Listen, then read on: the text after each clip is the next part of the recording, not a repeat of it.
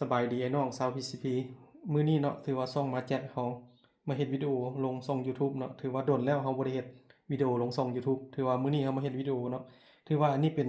เครื่องของลูกค้าสั่งเด้อถือว่ามื้อนี้เรามาเฮ็ดวิดีโอฝากเครื่องให้ลูกค้าเนาะถือว่าเฮ็ดวิดีโอให้ลูกค้าเบิ่งเนาะก่อนฝากเครื่องมื้อนี้เนาะถือว่าทางมาแจกเราเนาะถือว่าลูกค้าสั่งนำเราเนาะถือว่า2บอกเนาะเป็นรุ่น K2 เนาะ ส่วนรายละเอียดเนาะของปืนเนาะถือว่าลูกค้าสั่งพร้อมกัน2บอกถือว่าเขารุดให้เนาะบอก1 2 แสนกีบเพราะตัวนี้แม่น K2 งานใส่งอนเนาะตัวนี้ถือว่าถังเนาะลูกค้าสั่งให้เป็นถังก้นมนวาล์วก็เป็นวาล์ว Z1000 เนาะส่วนเราตัวนี้แม่นลูกค้าสั่งเขาเนาะประกอบให้เรานี่เป็นเรา10เกลียวเก็บเสียงตามเทคสีดำเนาะส่วนท้ายตัวนี้ลูกค้าให้ใส่ท้าย R เนาะตัวนี้เป็นท้าย R เนาะส่วนกล้องเป็นกล้องมาโครเนาะตัวนี้เนาะถือว่าเครื่องเขาทุกบอกเขารับประกันให้ลูกค้าเนาะรับประกัน3เดือนแล้วก็รับประกันกลุ่มให้เนาะราคาเนาะถือว่าราคาตัวนี้เนาะเขาไล่ให้ลูกค้า7ล้านกีบเนาะแล้วก็บอกที่2เนาะถือว่าตัวนี้ก็เป็นเคส2คือกันลูกค้าสั่งพร้อมกันเนาะ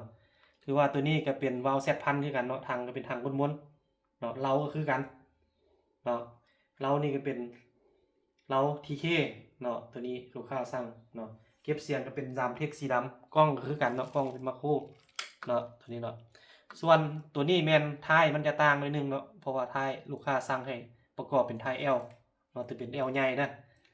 ตัวนี้เนาะท้ายจะเป็นท้าย L ใหญ่เนาะราคา2บอกนี่แม่นเขาไล่ให้ลูกค้า14ล้านกีบเนาะใน14ล้านกีบหั่นเนาะถือว่ามันจะมีอย่างแน่เนาะถือว่าบอกหนึ่งเขาจะแถมให้เนาะ1จะมีบังสูบครับถือว่าบังสูบจะเป็นสูบกลางตีนพับได้เนาะถือว่าสูบนี้เขาบ่ทันประกอบเนาะถือว่าไล่อย่างครบเนาะมานำโรงงาน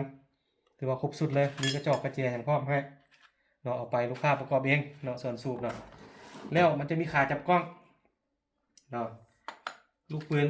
กับหนึ่งโม่อันหนึ่งแล้วก็ลูกปืนกับหนึ่งชุดซ่อม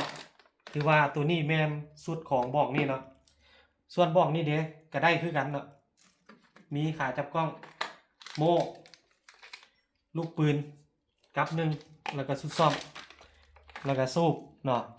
อันนี้ถือว่าเวลาลูกค้าซื้อเนาะเขาขอเว้าอยู่ในนี้เลยลูกค้าซื้อถ้าซื้อพร้อมกัน2บอกเขาจะลดให้บอก1 2 แสนถ้าซื้อบอกเดียวเขาจะไล่ราคา7ล้าน2แสนกีบถ้าซื้อ2บอกพร้อมกันแม่นเท่าไรราคาบอก1 7ล้านถ้วนเนาะ7ล้านถ้วนมันจะได้ตามที่เขาเว้ากันเนาะได้เครื่องครบพร้อมยิงเนาะถ้าลูกค้าบ่มักถัง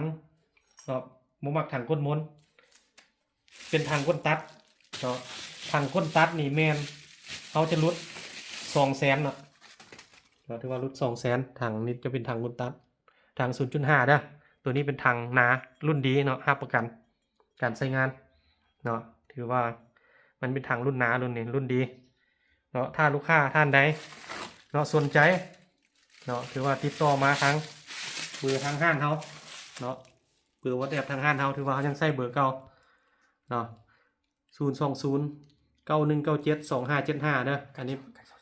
เป็นเบอร์WhatsAppเนาะถือว่าอันนี้แม่นลูกค้าทางต่างแข็งเนาะถือว่าเขาจะฝากทางรถให้เนาะมีลูกค้าหลายคนเนาะโทรมาหาทางห้างเขาว่ามีเก็บปลายทางบ่ฝากขนส่งได้บ่ถือว่าเขาขอตอบเลยเนาะอยู่ในวิดีโอนี้ถือว่าทางห้างเขาแม่นบ่มีเนาะบ่มีเก็บปลายทางลูกค้าต่างแข็งและก็ฝากขนส่งบ่ได้เนาะต่างแข็งแม่นเขาฝากแต่ทางรถถ้ากรณีลูกค้ามีคนฮู้จักหรือว่ามีพี่น้องเนาะอยู่นครหลวงแม่นให้เขารับเครื่องให้นัดรับเครื่องกวดเครื่องก่อนจ่ายเงินเนาะแต่ว่าต่างแข่งนี่แม่นเขาฝากเนาะถือว่าเขาจะฝากทางรถก่อนที่เขาเอาไปฝากนั้นเขาจะประกอบแล้วเขาวิดีโอคอลให้เบิ่งลูกค้าโอเคแล้วเขาจริงแพ็คเครื่องเอาออกไปคิวรถไปฝากให้ไปฮอดคิวรถเขาจะโทรหาลูกค้าอีกเทื่อนึงโทรหาเพื่อหยังเพื่อให้ลูกค้าหั่นล้มกับเจ้าของรถเนาะเกี่ยวกับค่าฝากแล้วเครื่องนั้นเอาลงไสเนาะหลังจากตกลงกันได้แล้วโชเฟอร์รถรับเครื่องลูกค้าแล้วเขาจะเอาเบอร์โทรเจ้าของรถให้แล้วทายป้ายรถให้ แล้วส่งให้ลูกค้าหลังจากนั้นลูกค้าแม่นต้องได้โอนเงินให้เฮาเนาะเฮาขอเว้าแจ้งๆแบบนี้เลยเนาะถ้าลูกค้าท่านใดสนใจก็ถือว่าติดต่อมาเนาะเครื่องร้านเฮามีจำนวนหลายเนาะถือว่าทางร้านเฮาแม่นขายราคานี่แม่นเป็นราคาส่งจากโรงงาน